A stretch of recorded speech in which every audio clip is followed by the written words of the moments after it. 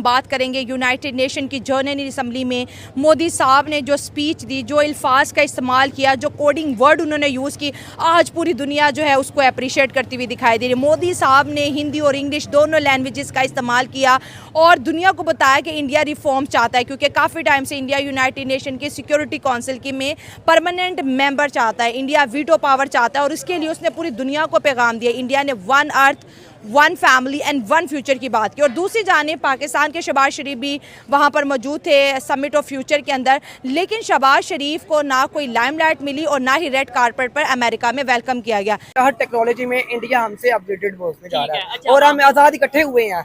मगर उसके बावजूद हमें जो है ना वो हमारे सिर्फ हमें एक चीज बताई गई है, बॉर्डर पे हमारे फौजी की लात सबसे ऊंची है। पहले अपना मुल्क तो ठीक कर लें, बाद में कश्मीर के लिए जाएंगे। नहीं तो फिर इधर भी यही बात किया करें ना, इधर हमें लॉलीपॉप दे देते हैं कश्मीर का। गवर्नमेंट का काम ही लॉलीपॉप देना, और क्या गवर्नमेंट का काम है। मुझे बताने दो इन्हें, आप समझदार आदमी हैं। मुसलमान का कभी साथ दिया? यहूदुन नसारा वो जो है वो सारे जितने भी मुल्क हैं वो इंडिया का साथ देंगे क्योंकि अमेरिकन है वो उनका देंगे। पाकिस्तान को तो हमेशा तो हो ही नहीं सकता।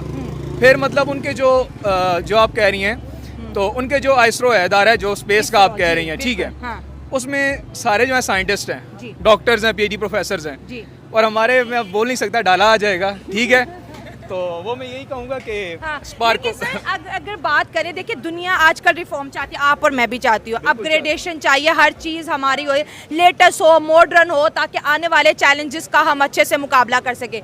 मोदी साहब ने कहा one earth, one family and one future की हम बात करते हैं, पूरी दुनिया को अपने साथ जोड़ दिया है। सब कुछ पॉसिबल है, इसके लिए कुछ चीज़ें चाहिए होती हैं। एक सबसे पहले विल होनी चाहिए। 100 सॉल्यूशंस हैं, अब सब कुछ सॉल्व होता है। फ़लस्तीन भी सॉल्व हो सकता है, कश्मीर भी सॉल्व हो सकता है, यूक्रेन भी सॉल्व हो सकता है। इशू क्या है? विल नहीं है। विल क्यों नहीं है? वो एक मरूज़ा इस्तेमाल होता है कि वॉर इज़ पीस। जब तक जंग होती रहेगी तब तक उनके यूएसए जो है उसकी फैक्ट्री चलती रहेगी, आर्म्स सप्लाई करता रहेगा, उसका इकॉनमी चलती रहेगी। वार बंद हो गई, उसकी तो इकॉनमी बैठ जाएगी, ठीक है। उसके अलावा अभी जो पावर्स हैं, यूएसएसआर है, रशिया और यूएसए है, अब अगर वार ख़त्म हो जाती है तो इनका रीजन में इन्फ्लुएंस ख़त्म हो जाएगा। वो चौधरी फिर सुलह किसकी कराएंगे? बात यह है ना सर, ये देखिए आवाम सुन रही है, क्योंकि हमारे मौसी पब्लिक डिबेट्स होते हैं, सबको ही ये इजाज़त होती है वो आए अपनी राय रखे। शहबाज शरीफ ने यूनाइटेड नेशन में क्या कहा, ये भी ज़रूरी है, क्योंकि मैंने मोदी साहब की बात की तो शहबाज शरीफ की क्यों ना करूं। उन्होंने कहा कि हम जो है गज़ा के अंदर जो मुसलमानों पे जो जुल्म हो रहे हैं ना, दुनिया को उसकी तरफ मुतवज्जो कराने आए हैं। ये नैरेटिव है हमारे पास, मतलब कोई प्लान नहीं है, कोई बायलैटरल टॉक नहीं है, कोई स्ट्रेटेजिक पार्टनरशिप हमारे पास नहीं है, कोई भी चीज़ नहीं है, और वो भी पर्ची पे पढ़ पढ़ा के हम आ जाते हैं। देखिए कभी ना कभी पर्चियाँ अच्छी होती हैं, ठीक है। वो खान साहब जैसे बड़े फैन फॉलोइंग है, कुछ बोलूँगा तो कहीं ये ना हो कि लोग बुरा मना जाए। पर्चियाँ बेहतर होती हैं, पर्चियों से देख के पढ़ना बेहतर होता है। जब पर्चियों में बगैर पढ़ा जाता है तो फिर वो आपको डाला जेल में डाल देते हैं, ठीक है। तो सर अगर एक और बात करें, तैयब उर्दुगान की बात करते हैं। तैयब उर्दुगान जब भी यूनाइटेड नेशन की जनरल असम्बली में खड़े हुए हैं, आप उनके स्पीचेस उठा के देखें, हर दफ़ा उन्होंने कश्मीर का मुद्दा उठाया है। तैयब उर्दुगान ने, टर्की के प्रेसिडेंट, उन्होंने ये भी कहा कि साउथ एशिया में तब तक पीस कायम नहीं हो सकता जब तक कि मसला कश्मीर पे बात नहीं हो। लेकिन आज अगर बात करें, तैयब उर्दुगान ने लफ्ज़ कश्मीर को अपने पूरे स्पीच से माइनस कर दी। ये भी दुनिया को धचका लगा हुआ है कि इंडिया को सपोर्ट कर रहा है टर्की, क्योंकि वो खुद ब्रिक्स में जाना चाहता है।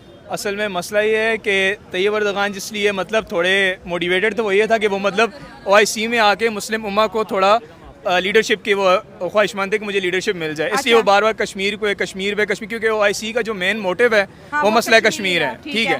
तो उस पे बात करके वो कश्मीर मतलब OIC की लीडरशिप लेना चाहते थे, लेकिन अब चुप इसलिए हैं क्योंकि अब उसमें जो वो नेटो के मेंबर हैं। आपको पता है कि मतलब हमारे पास जो तुर्की है वो नेटो का मेंबर है अपनी ज्योग्राफिक इम्पोर्टेंस की वजह से, तो वो नेटो का मेंबर है।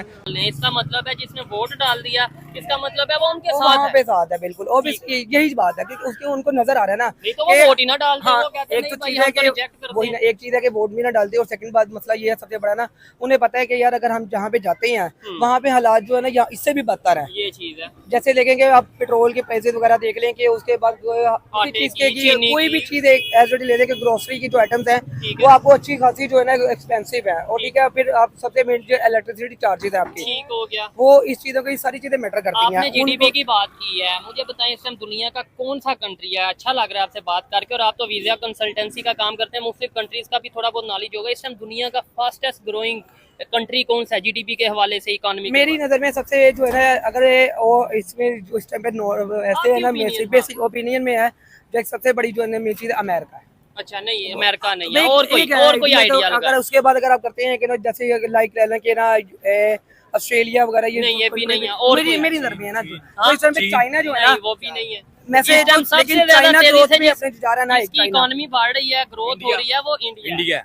हाँ, इंडिया आईटी में, इंडिया ने हमें आईटी में बेसिकली हमारे आपको पता है, लेकिन सच तो बोल सकते हैं। सच है, जो सच है वो सच है। इंडिया नो डाउट, ये हकीकत बात आपने इसमें कोई 110% है कि इंडिया जो है ना, इंडिया ग्रोथ कर रहा है।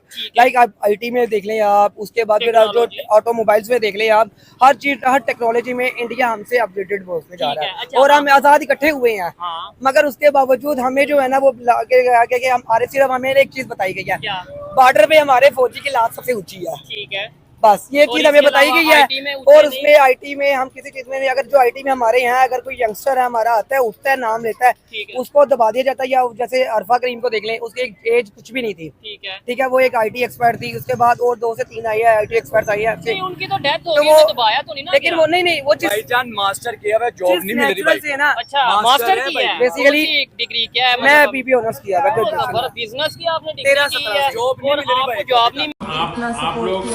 आप लोग रोना बंद कीजिए। मेरे तक आवाज आ रही है।